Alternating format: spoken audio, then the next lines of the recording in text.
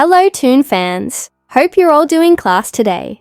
Let's have a proper chat about the best football club in the world, Newcastle United. Now, if you still had any doubt about who's the real hero behind our rise in recent years, Andy Carroll has just put it all into words.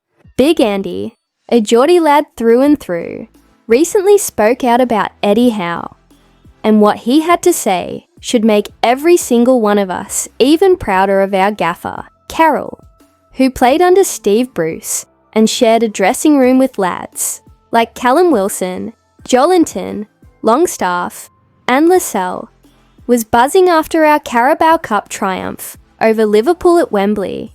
Yes, you read that right. We lifted a trophy. Let that sink in for a moment. Eddie Howe, the man who ended our trophy drought. Speaking to Sky Sports, Carroll couldn't stop praising Howe. He called him unbelievable. And not just because of what we've seen him do with our club, but what he's done throughout his managerial career. At Bournemouth, he took a small team to the Premier League.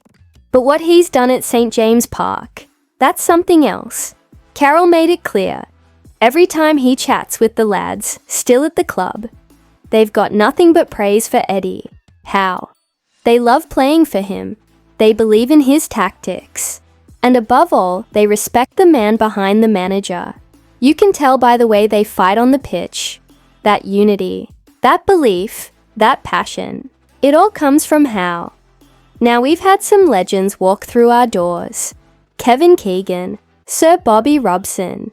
And while those names are etched in our history forever, let's not shy away from facts. Eddie Howe is the one who brought silverware home, and he's not stopping there. It's more than just the money spent. Loads of clubs throw cash around. Not many turn that into proper football. Eddie has taken what he was given, some inherited players, some new lads, and moulded them into a team that believes, fights, and delivers.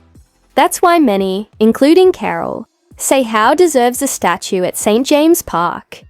And you know what? They're absolutely right. He's earned it. When you see how much he's transformed players like Joelinton, who once was being written off by many, or how he's helped guys like Longstaff find their rhythm again, you realize just how good this man is. So next time you walk up to St James's Park, take a second to appreciate what we've got. We're not just a club on the rise.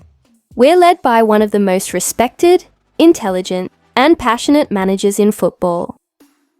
Eddie Howe isn't just managing our team. He's building a legacy, and we're here for it.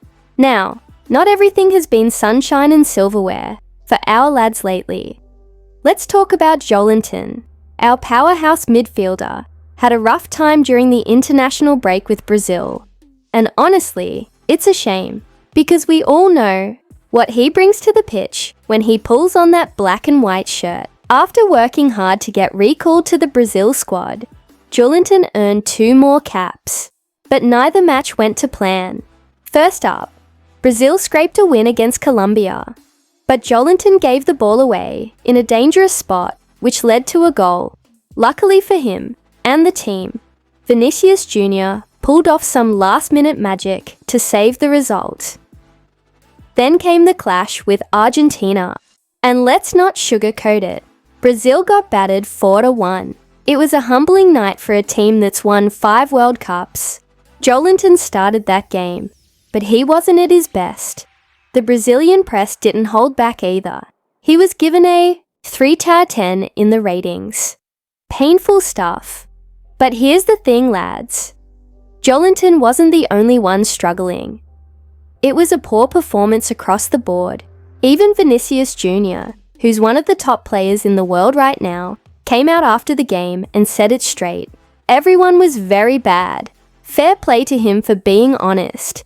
He said the squad needs a full rethink if they're going to make any impact at the 2026 World Cup. Now look, we know Joelinton. We've seen him transform from an awkward forward to a midfield beast under Eddie Howe. So while this international break might have been a tough one, Let's not judge the lad too harshly. He'll bounce back. He always does. But here's where it gets interesting. Toon fans, Matheus Cunha. The one bright spark in that Argentina defeat came in the 26th minute, when Cunha scored a cracking goal to bring Brazil back into it. Briefly. Anyway, Cunha plays for Wolves, but Newcastle have their eyes on him. And with the summer window coming up, he's one of the top targets on our radar. The Brazilian striker has been in top form this season, scoring goals, linking play, and causing problems for defenses all over the league. Now here's the catch. His release clause is 62.5 million. That's just shy of what we paid for Isak. And we all know how well that turned out. Cunha could be the next big piece in our attacking puzzle. He's fast, technical, and has a bit of flair. Plus he knows how to find the back of the net, but it's not all perfect. He's got a bit of a temper. He's just served a 4-match suspension after getting into it with Milos Kerkez in the FA Cup and being hit with an additional ban for improper conduct. So there's a bit of risk involved. Still, that kind of fire, if channeled right, could be just what we need, especially in a squad that's pushing for more silverware, more glory, and more nights like Wembley. So whether it's Joelinton getting back on his feet, or Cunha possibly walking through the doors of St. James's Park, one thing's clear, Newcastle United are aiming high. That wraps it up, lads and lasses. Thanks for being part of this little journey through the ups and downs, the trophies and transfer targets. Keep supporting the Toon. Keep believing, because the best club in the world is only just getting started. Take care, and as always, how way the lads!